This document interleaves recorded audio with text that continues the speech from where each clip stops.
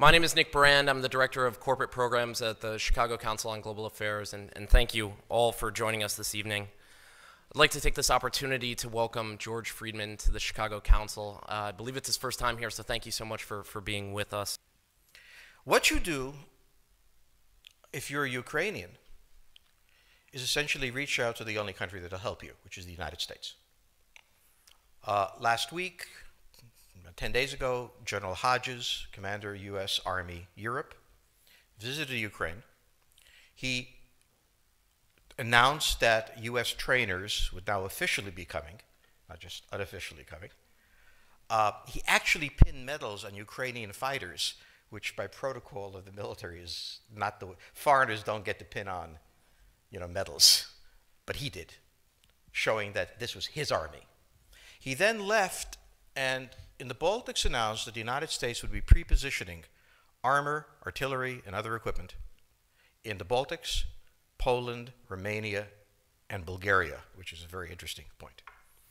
So the United States, and now yesterday the United States announced that it would be sending weapons.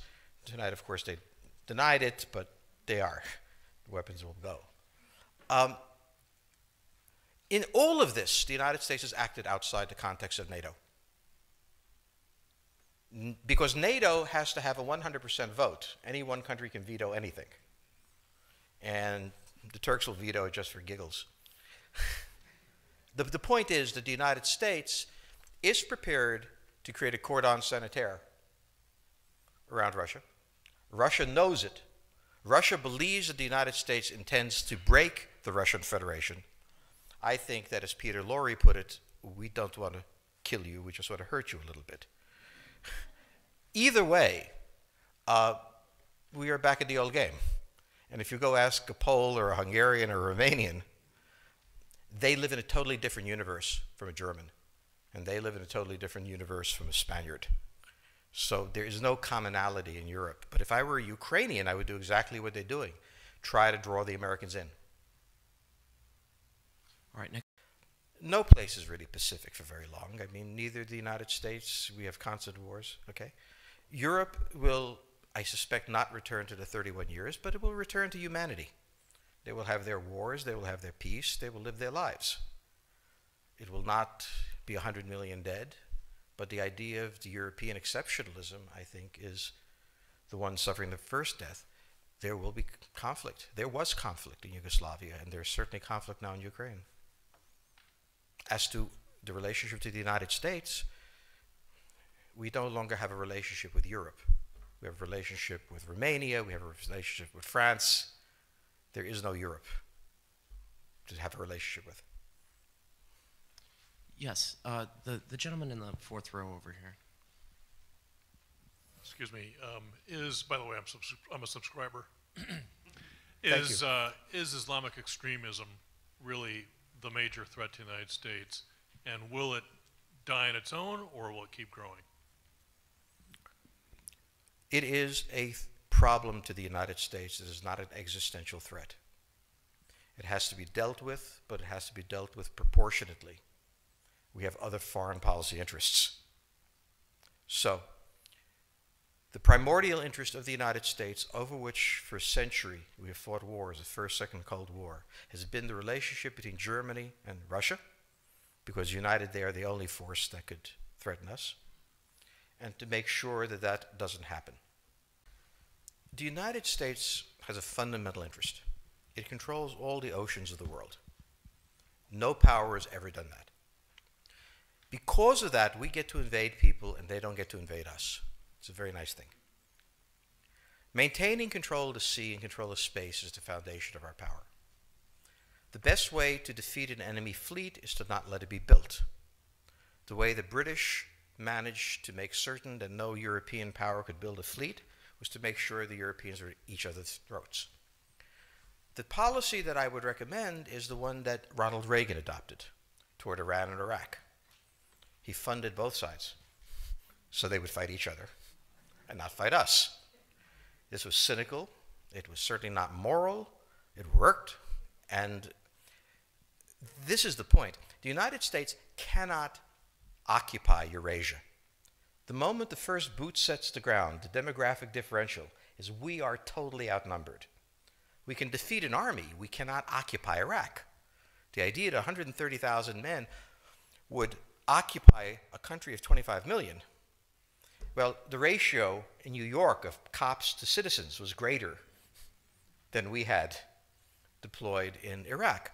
So we don't have the ability to go across, but we do have the ability to first support various contending powers so they concentrate in themselves with political support, some economic support, military support, advisors, and in extremis do what we did in Japan, in Vietnam, in Iraq, and in Afghanistan, spoiling attacks.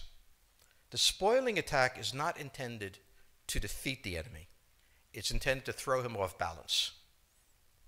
What we did in each of these wars, in Afghanistan, for example, is we threw Al-Qaeda off balance.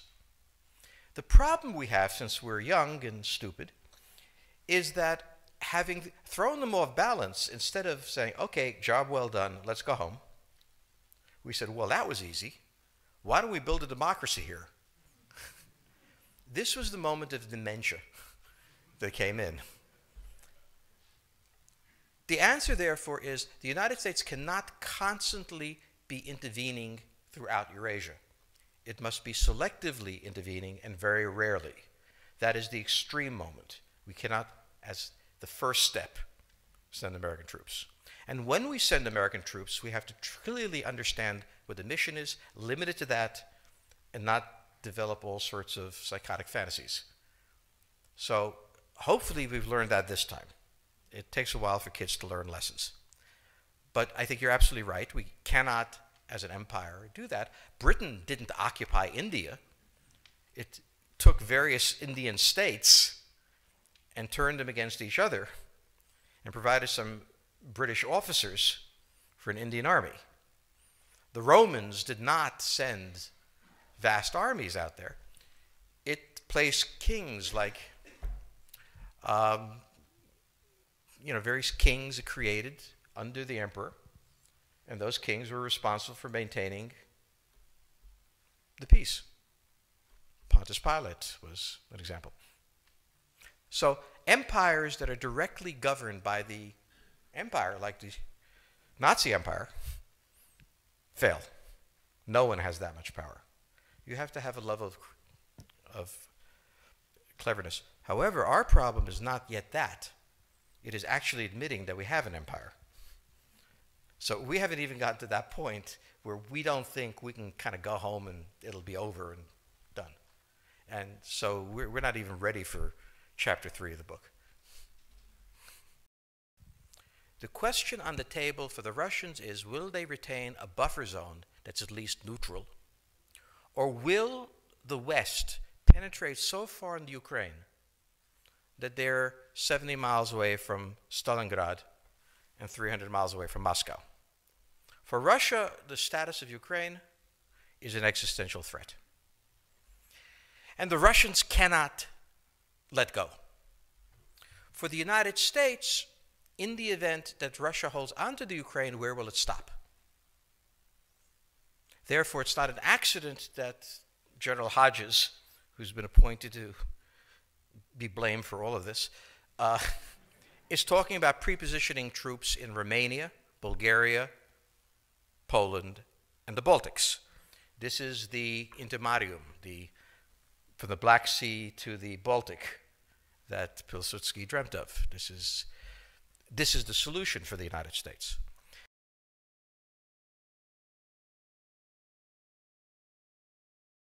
The issue to which we don't have the answer is, what will Germany do?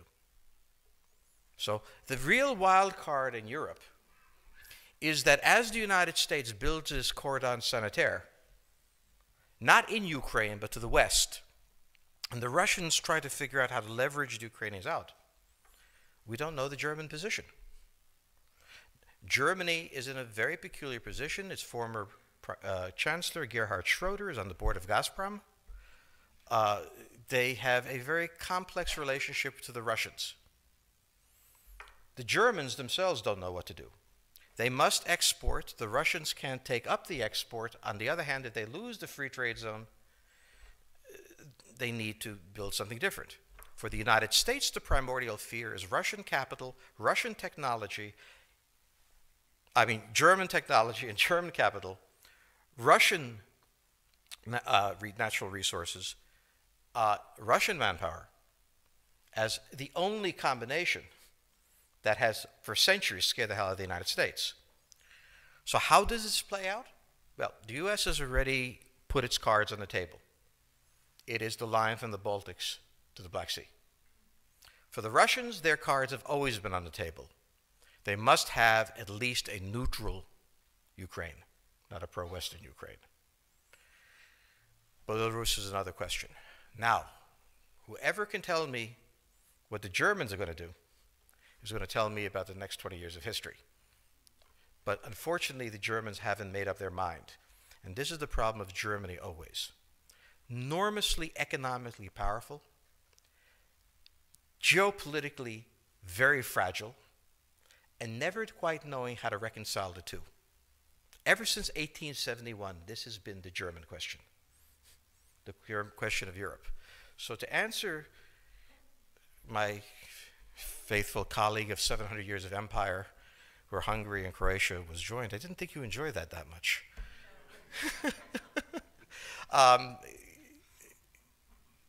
Think about the German question, because now it's coming up again. That's the next question that we have to address. And we don't know how to address it. We don't know what they're going to do. And unfortunately, that's all we have time for this evening.